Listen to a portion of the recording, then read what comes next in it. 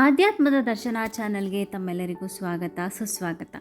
ಯಾರೆಲ್ಲ ನನ್ನ ಚಾನಲ್ನ ಸಬ್ಸ್ಕ್ರೈಬ್ ಮಾಡ್ಕೊಂಡಿಲ್ವೋ ಅವರೆಲ್ಲ ಸಬ್ಸ್ಕ್ರೈಬ್ ಮಾಡ್ಕೊಳ್ಳಿ ಅಂತ ಹೇಳ್ತಾ ಬನ್ನಿ ಇವತ್ತಿನ ಒಂದು ವಿಚಾರನ ಶುರು ಮಾಡೋಣ. ಇವತ್ತಿನ ವಿಚಾರ ಏನಪ್ಪ ಅಂತ ಹೇಳಿದ್ರೆ, ಮನುಷ್ಯನಿಗೆ ಒಂದೇ ಒಂದು ಚಿಂತೆ, ಜೀವನದ ಉದ್ದಕ್ಕೂ ಬರೀ ಕಷ್ಟಗಳೇ ಆಗೋಯ್ತಲ್ಲ, ಹಾಗಾದರೆ ನಮ್ಮ ಜೀವನದಲ್ಲಿ ಸುಖ ಅನ್ನೋದು ಬರೋದೇ ಇಲ್ವಾ ಅನ್ನೋದು ಪ್ರತಿಯೊಬ್ಬರಿಗೂ ಇರುವಂಥ ಚಿಂತೆ.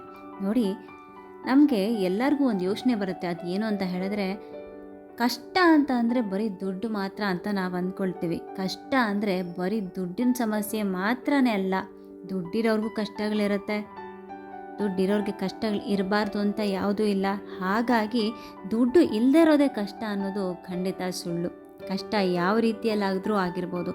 ಕೆಲವರಿಗೆ ಆರೋಗ್ಯದ ಸಮಸ್ಯೆಗಳಿರುತ್ತೆ, ಇನ್ನು ಕೆಲವರಿಗೆ ದುಡ್ಡಿನ ಕೊರತೆ ಇರುತ್ತೆ, ಇನ್ನು ಕೆಲವರಿಗೆ ಇದೆಲ್ಲ ಇದ್ದರೂ ಕೂಡ ನೆಮ್ಮದಿಯ ಕೊರತೆ ಇರುತ್ತೆ. ನೆಮ್ಮದಿ ಇಲ್ಲದಿದ್ರೂ ಕೂಡ ಅದು ಕೂಡ ಒಂದು ರೀತಿ ಕಷ್ಟದ ಜೀವನ. ವಿಚಿತ್ರವಾದ ವಿಷಯನ ನಾನು ನಿಮಗೆ ಹಂಚ್ಕೊಳ್ತೀನಿ ನೋಡಿ. ಈಗ ನಾವೆಲ್ಲರೂ ಕೂಡ ಕಷ್ಟದಲ್ಲಿರಬೇಕಾದ್ರೆ ನಮಗೆ ನಮ್ಮ ಪರಿಸ್ಥಿತಿ ಚೆನ್ನಾಗಿಲ್ಲದಾಗ ನಾವು ಸಹಜವಾಗಿ ಬೇರೆಯವ್ರನ್ನ ನೋಡೋಕ್ಕೆ ಶುರು ಮಾಡ್ತೀವಿ. ನಮ್ಮನ್ನು ಅವ್ರ ಜೊತೆ ಹೋಲಿಸ್ಕೊಂಡಾಗ ನಮ್ಗೆ ಅನ್ಸೋಕ್ಕೆ ಶುರುವಾಗೋದೇನಪ್ಪ ಅಂತ ಹೇಳಿದ್ರೆ, ಅವ್ರ ಜೀವನದಲ್ಲಿ ಕಷ್ಟನೇ ಇಲ್ವೇನೋ, ಅವ್ರು ಸುಖವಾಗಿರ್ಬೋದು, ನಮ್ಮ ಥರ ತೊಂದರೆಗಳು ಯಾವುದೂ ಇಲ್ಲದೆ ಇರ್ಬೋದು, ನಾವು ಅವರಾಗಿದ್ದರೆ ಚೆನ್ನಾಗಿರ್ತಿತ್ತಲ್ವ, ಈ ಥರ ಅನಿಸೋದು ತುಂಬ ಸಹಜ. ಇದು ಸಾಕಷ್ಟು ಸರಿ ನನಗೂ ಕೂಡ ಅನಿಸಿದೆ. ಆದರೆ ಕಷ್ಟ ಅನ್ನೋದು ಆ ಕ್ಷಣಕ್ಕೆ ಮಾತ್ರ. ನಾವು ಅದನ್ನು ಯಾವ ರೀತಿ ನೋಡ್ತೀವಿ ಅನ್ನೋದು ಬಹಳನೇ ಮುಖ್ಯ. ಕಷ್ಟ ಇಲ್ಲದಿರೋಂಥ ಯಾವ ಜೀವರಾಶಿನೂ ಇಲ್ಲಿಲ್ಲ.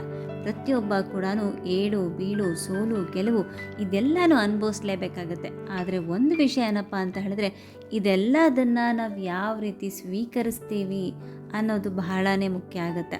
ಕೆಲವೊಂದು ಸರಿ ನಮ್ಮ ಜೀವನದಲ್ಲಿ ನಾವು ಸಾಕಷ್ಟು ಧೈರ್ಯ ಕೂಡ ಕಳ್ಕೊಂಡ್ಬಿಡ್ತೀವಿ. ಈ ಕಷ್ಟಗಳಿಗೆ ಕೊನೆಯೇ ಇಲ್ಲ ಅನ್ನೋ ರೀತಿ ನಮಗೂ ಕೂಡ ಅನಿಸುತ್ತೆ.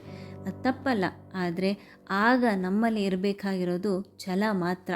ಹಾಗೂ ನಾವು ಈ ಕಷ್ಟಗಳಿಂದ ಹೊರಗೆ ಬರಬೇಕಾಗಿದ್ದರೆ ಅದಕ್ಕೇನೆಲ್ಲ ಮಾಡಬೇಕು ಅನ್ನೋದನ್ನು ಶಾಂತ ಒಂದು ಮನೋಭಾವನೆಯಿಂದ, ಶಾಂತ ಮನಸ್ಸಿನಿಂದ ಕೂತು ಆಲೋಚನೆ ಮಾಡಬೇಕಾಗತ್ತೆ. ಹಾಗಾಗಿ ಕಷ್ಟ ಅನ್ನೋದು ಖಂಡಿತ ಒಬ್ಬರಿಗೆ ಸೀಮಿತ ಅಂತಲ್ಲ. ಇವತ್ತು ನಾವು ಕಷ್ಟದಲ್ಲಿರ್ತೀವಿ, ನಾಳೆ ಇನ್ನೊಬ್ರು ಕಷ್ಟದಲ್ಲಿರ್ತಾರೆ.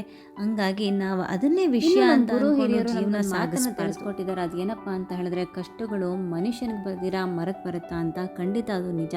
ಕಷ್ಟಗಳು ಬಂದಾಗ ಅದನ್ನು ಹೇಗೆ ಎದುರಿಸ್ಬೇಕು ಅನ್ನೋ ಒಂದು ಧೈರ್ಯನ ಶಕ್ತಿನ ನಾವು ಬೆಳೆಸ್ಕೋಬೇಕಾಗತ್ತೆ.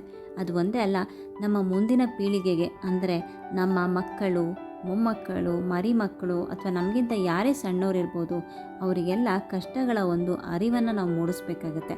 ಈಗಂತೂ ನಾವು ಮಕ್ಕಳನ್ನ ಕಷ್ಟಗಳು ನೋಡದಿರೋ ರೀತಿಯಲ್ಲಿ ಬೆಳೆಸ್ತೀವಿ. ಅದು ತಪ್ಪು. ಯಾಕೆ ಅಂತೇಳಿದ್ರೆ, ಮುಂದೊಂದು ದಿನ ಅವ್ರ ಕಷ್ಟಗಳನ್ನ ಎದುರಿಸ್ಬೇಕಾಗಿ ಬಂದಾಗ ಅವರಲ್ಲಿ ಆ ಶಕ್ತಿ ಇರಲ್ಲ. ಹಾಗಾಗಿ ಈಗಲಿಂದಾನೇ ಅವ್ರಿಗೆ ನಾವು ಅದನ್ನು ಎದುರಿಸುವಂಥ ಒಂದು ಧೈರ್ಯನ, ಮನೋಭಾವನೆನ ಬೆಳೆಸ್ಬೇಕಾಗುತ್ತೆ. ಅದಕ್ಕೆ ಅಲ್ವಾ ಯುಗಾದಿ ಹಬ್ಬದಲ್ಲಿ ನಾವೆಲ್ಲರೂ ಬೇವು ಬೆಲ್ಲನ ತಿಂತೀವಿ. ಯಾಕೆ ಅಂತ ಹೇಳಿದ್ರೆ, ಕಷ್ಟನ ಮತ್ತು ಸುಖನ ಸಮವಾಗಿ ಸ್ವೀಕರಿಸುವಂಥ ಒಂದು ಶಕ್ತಿನ ನಮಗೆ ಕೊಡಪ್ಪ ಅಂತ ಹೇಳಿ ನಾವು ದೇವರಲ್ಲಿ ಬೇಡ್ಕೊಳ್ತಾ ಹೊಸ ವರ್ಷನ ನಾವು ಶುರು ಮಾಡ್ತೀವಿ ಅಲ್ವಾ.